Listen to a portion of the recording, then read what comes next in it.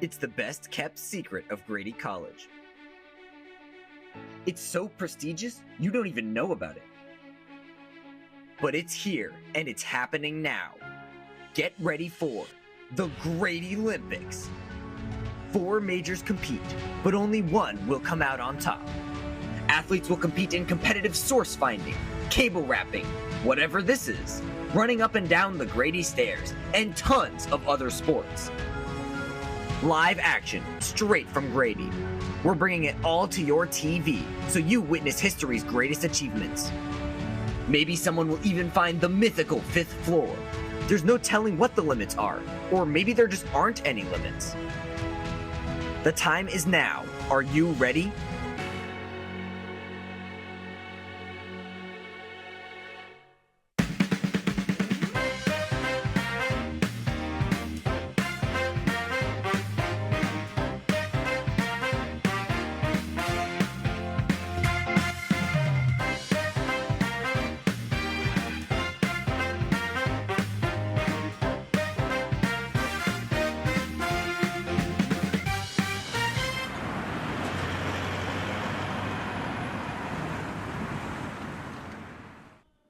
Well, that's not us, but anyways, hey everyone, welcome back to Grady Nightshift. We're bringing you entertainment news and late night laughs from all around Athens, Georgia. Speaking of laughs, did you watch the Grady Olympics? Did I watch it? I was there. I didn't take you as athletic. Oh, I don't know about all of that. I like to think of myself more as artistically inclined. Oh yeah, for sure. Film is like the love of my life. I'm getting into this really good underground director. I don't know if you've heard of her, but her movies are so profound. Okay. It's Greta Gerwig. Oh. What? Oh, everyone knows her, girl. Well, don't rain on my parade. All right. Anyways, with the Oscars right around the corner, Grady Nightshift reporter Dai Logan highlights student opinions on this long-standing award show. I'm never going to be one of those people who says they don't make good movies anymore. I don't think that's true. I think that if you say that, you may just not be watching movies that you're interested in. This year's award season is quickly coming to an end.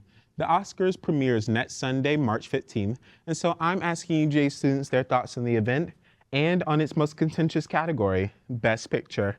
As the show inches closer to its 100th anniversary, a bigger debate centering its future emerges. Do the Oscars still matter?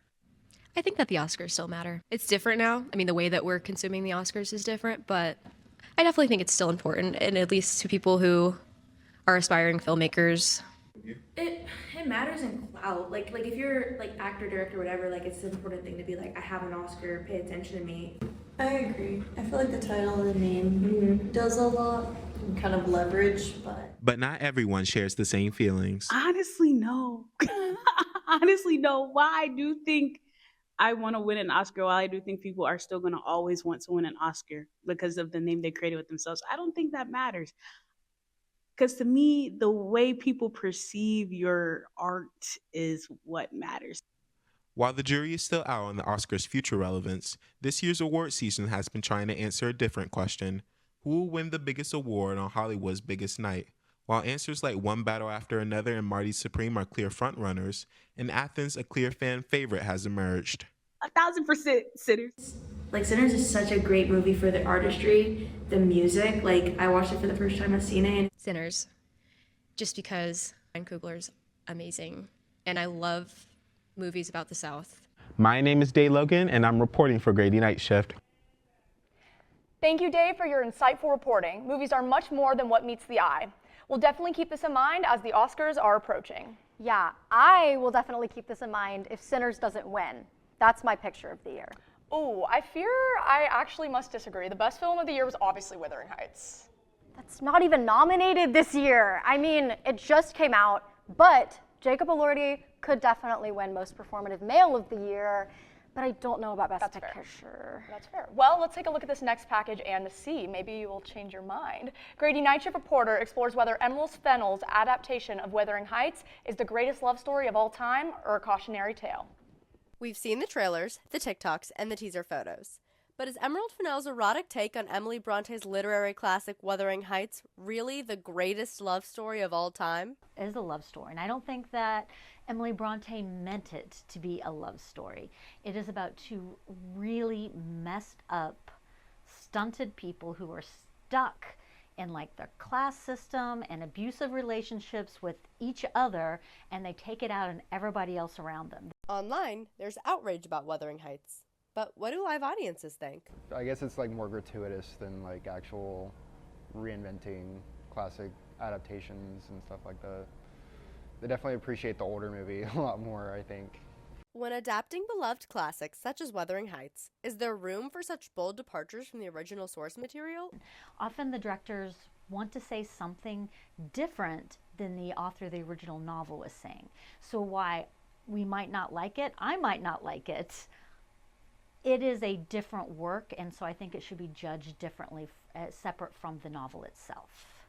So whether you think Emerald Fennell's Wuthering Heights was the best movie ever made or an unnecessary attempt to write a trend of adaptations, the film prompts thoughtful reviews and true criticism from audiences. You can decide for yourself by watching the film and reading the book whether Catherine and Heathcliff's relationship is the greatest love story of all time or a torturous love and abusive relationship filled with toxicity. I'm Isabella De La Sierra with Grady Nightshift. You know what, guys? I'm standing my ground, but I see where you're coming from. I'm gonna at least buy tickets and check it out. Oh, do not get me started on tickets. I have trauma from purchasing the Taylor Swift concert tickets. I was in the trenches, boots deep, tears running, fingers cramping, computer crashing. Oh, there.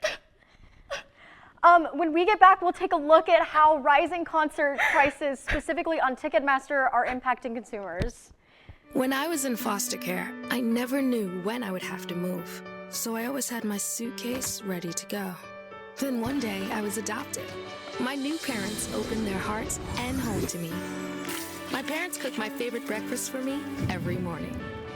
My parents take me on trips I never thought I would go on. They gave me a home and an even better reason to use that suitcase. My parents aren't perfect, but they're perfect for me.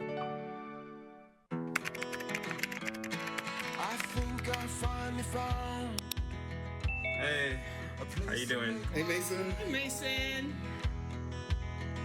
Got a new house. It's looking pretty cool so far. A place that I call home. I'm teaching Louise how to cook some lasagna. It only takes a spark to make a fire start. The Dutch.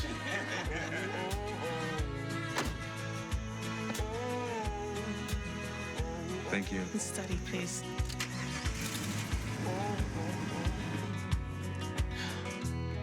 I think I finally found a place to make my own. A place that I call home. This place that I call home. You're home before sunrise. On top of the house, the kids, and our future. The smell of your cooking is our alarm clock. My Shiro's day is never done. So let's start saving a little more now so we can feel prepared for retirement. A free 3-minute online chat can give us the personalized tips we need so we can live our lives to the fullest. Visit aceyourretirement.org. And we're back. I relived my trauma, exposure therapy, you know, all the things, all that good stuff. It took a lot of tissues, but now we're ready for battle. The Ticketmaster War. Grady Nightshift reporters get community perspective on the struggles of purchasing concert tickets on the widely used platform.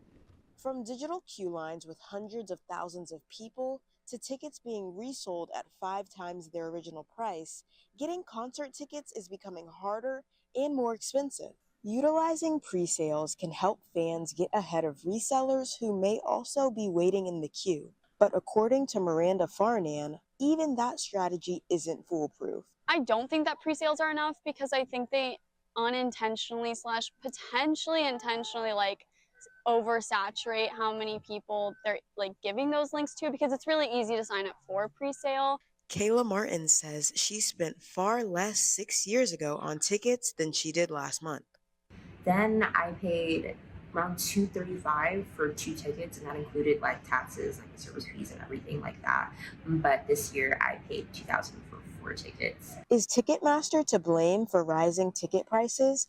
I asked David Barbie, the director of music business at UGA, to set the record straight. Management teams, on behalf of the artists, set the ticket prices. Period. Everybody wants to blame Ticketmaster. Now, what about these fees?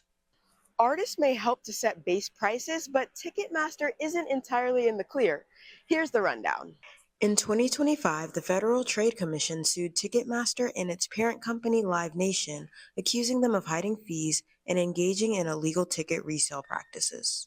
A year earlier, the U.S. Justice Department alleged that Live Nation controlled about 80% of primary ticketing at major venues and was pushing out smaller promoters. Looking at it realistically, if somebody controlled 80% of the U.S. oil market, people would freak out. I would love to see these companies be held accountable for the power that they hold over the industry and potentially have it dissolved. Whether you constantly score tickets or frequently accept defeat, we'll all have to wait and see how the trial unfolds and whether the fight for a seat in the crowd gets a little easier. With Grady Nightshift, I'm Courtney Craft. Luckily, you don't have to buy tickets to watch Grady Nightshift. We have a special guest tonight being interviewed by my co-anchor Jess. Jess, who do we have tonight? Thanks, Julia. Tonight we have UGA Student Government Association President-elect Trey Wilson, who is a part of the Reimagine Executive Ticket. They won the election last week. Trey, thank you so much for being here today. Jess, thank you as well. I appreciate it. I'm excited. Yes, absolutely. Okay, so just to get started, you were able to get over 2,000 followers on Instagram with your campaign. Y'all were locked in? Okay. Yeah, we were. Tell us about that process. Walk us through. What was it like? Honestly, it was so fun. Like, we had so many crazy creative ideas thanks to our media team, like Journey, Sam, and a whole other team. It was just so fun to like just ideate and just like execute on some of the ideas. And thanks for tuning in. Yes, absolutely. So how did you guys go about increasing that follower count and getting people to look at you guys to run University of Georgia? Yeah, I mean, first we just listened to whatever the students like. I know like the attention span for students is mainly like in video format. Yes, so we just like kind of scrolled a little bit more on Instagram, YouTube. I think it's called TikTok as well, and just found some creative ideas. I mean, one that I liked a lot was like the Bad Bunny recreation one. Shout out David Nelson. He came up with that. It was so good. So many cool ideas and ideas. So yeah. Yeah, absolutely. What was your favorite part of the campaign and kind of working to get to this point? Honestly, just getting to know everyone a little bit more. I feel like some of the people I know like that are helping out and supporting us, I didn't know as well, but throughout the time of whether it was like, tabling or outside, it was just good to like get to know everyone. Awesome, thank you. Using AI is a controversial topic among students and professors at UGA, but what about AI music? Well, Grady Nightshift reporter Jordyn Mobley talks about the rise of AI singers and what it means for the music industry. Here at the University of Georgia, students are always listening to music, whether it's walking on campus or eating at the dining halls. But do any of them realize that the music that they're listening to could be fake? AI music generators like Suno are making it easy for people to create full songs with lyrics, instrumentals, and vocals. At the Hugh Hodgson School of Music, Professor Naomi Graber says AI may change the industry, but not the listener's emotional connection to the artist. It will change, but there are still things that even throughout the history of music, the music industry in the United States have surprisingly stayed the same. Like there are still people who listen to music as a form of connection with the artist, not just with other people, but with the artist. And I don't think that will ever go away entirely. Music education student Morgan Loper worries that AI will take away from the authenticity that gives music its meaning.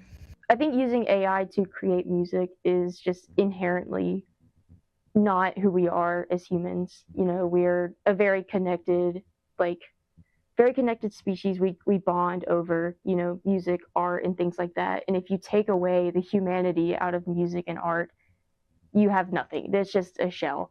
Jeremy Rushing, owner of Athens School of Music, uses AI to experiment with songwriting himself. He believes that AI is a tool that can help with creativity, not replace it. Now with AI, it's more people are getting more music out there. It's also making it possible for people to have zero musical talent or ideas to produce albums and upon albums that sound fantastic. And some people will say that's kind of unfair, which it is. Whether seen as a tool or a threat, AI is beginning to shape the music industry in a new way. Reporting for Grady Nightshift, I'm Jordyn Mobley. Today, we have the 7-2, a country folk band with indie rock elements, who talked with us before our show. And a cool fact, they are playing at 40 Rot right now as we speak. That is so cool. Let's jump right in and hear what they had to say about their music. Grady Nightshift reporter Jasin Singh interviewed them. Take it away, Jasin. Hey everyone, I'm here with the band 7-2. Tell me guys, how did the band come together and what's the inspiration behind the name? Yeah, I'll take that question. So I grew up down the road from my bass player Nathan. We were best friends for a long time, and about 8th grade over the summer, we were just getting together, playing music, just me and him, and he told me he had a buddy in marching band with him who was a good drummer. And I was like, Nathan, I'm sorry, but marching band drums do not translate to a rock and country band. And so Nathan was like, just give him a chance, give him a chance. Well, River shows up with this $100 piece of crap drum kit. I looked at Nathan, I said, what did you get us into? We played the first song, and he just absolutely killed it. And he also happens to be one of the nicest guys I've ever met. So he stuck around. And then when I was in 10th grade, I went to a Christian youth camp. And I met John. And the stereotypic thing that all guitar players always say to each other is, oh, bro, we need to jam sometime.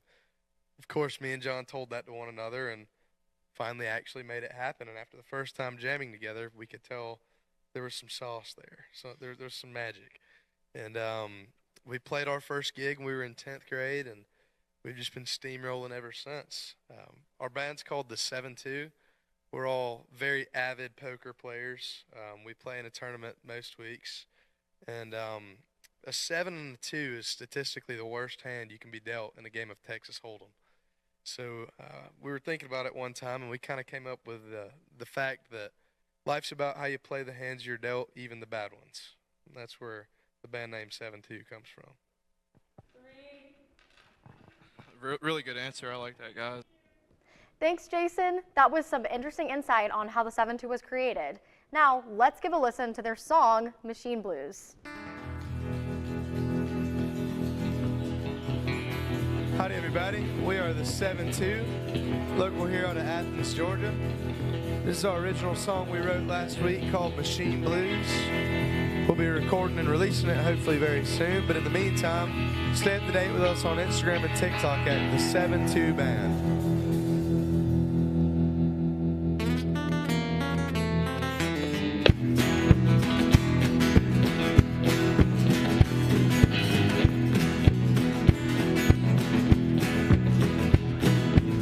Jump on my train, baby, come take a ride. I'll show you life is sweeter on the other side.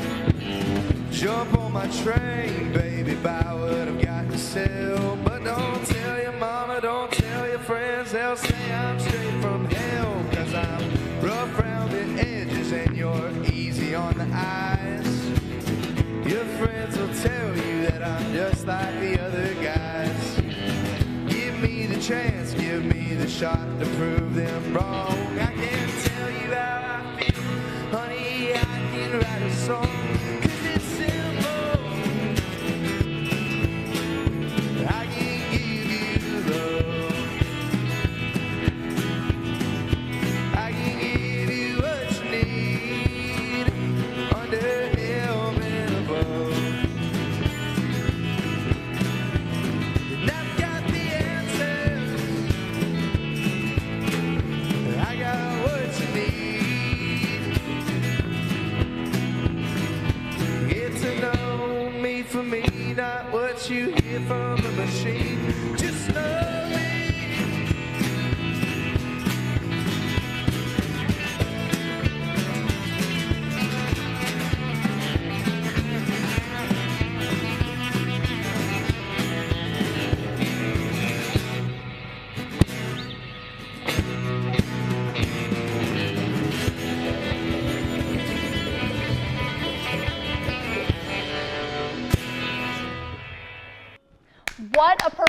students, I love how music always brings people together. Me too.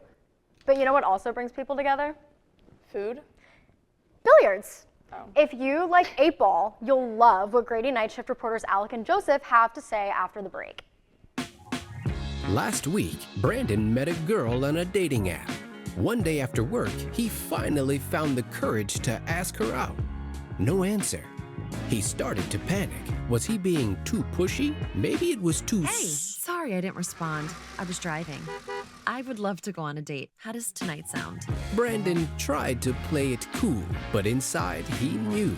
A girl so smart, so responsible. She must be a keeper. You know, a lot of people say, when you're going somewhere, you don't want to look back. But I beg to differ.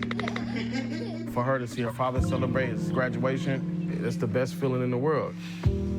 I can't lie and say it was easy. But sometimes you just have to stop everything and take it in. I looked at everything in a different light. I realized it started with me going back and getting my high school diploma. Jordyn knows he shouldn't eat this entire bowl of nachos, but tonight he's earned that right. Because a few hours ago, in the middle of happy hour, he recognized a sign. Not from the gods or a bolt of lightning, but from a double heart, a kissy face, and a fourth ha in ha ha ha. That's when Jordyn knew he was buzzed. So when it was time to go, he got a ride home instead of driving. Be a legend like Jordyn. Recognize your buzzed warning signs and get a ride home. Buzz driving is drunk driving. There is a road laid out for me. First night here, but Amy seems cool. Leading down to the river. I am blind, but I need not see. What do you think? I know this road is there for me. If I'm really free, take me down to the river and walk. Guys, dumb question. What is that? What's what? Billiards? Like, what's billiards? Like, what is that? Good Lord. Pool.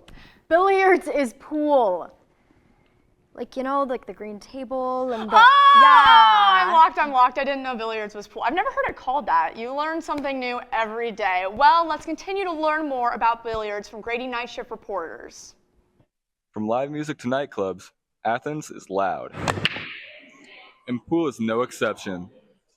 The sound of pool balls clacking can be heard coming from bars and lounges all around Athens. Spots like Starland, Dooley's, and The Rail offer food and pool for casual weeknights, while a bar like Flanagan's provides sanctuary to weekend warriors looking for a quick game.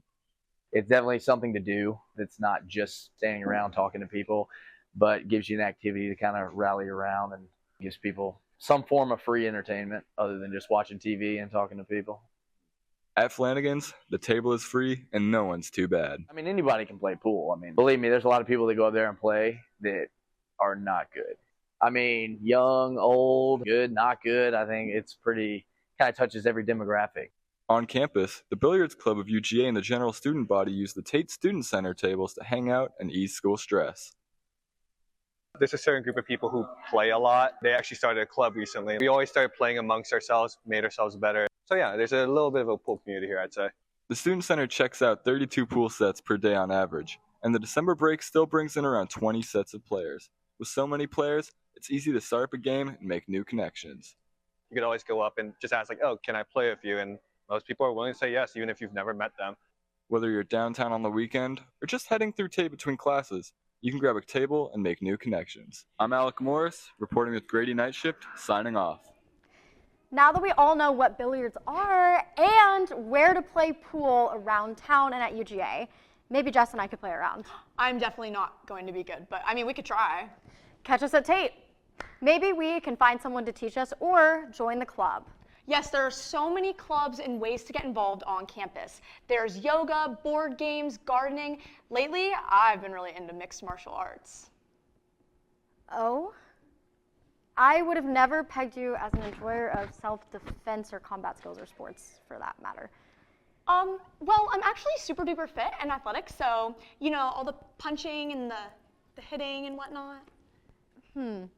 I'm not sure Jess knows what mixed martial arts is either. Let's take a look at how MMA Club is growing in popularity and fostering community bonds. After launching just last semester, the UGA MMA Club is already gaining traction on campus. Students are stepping onto the mats to learn self-defense while building unity through the sport of mixed martial arts.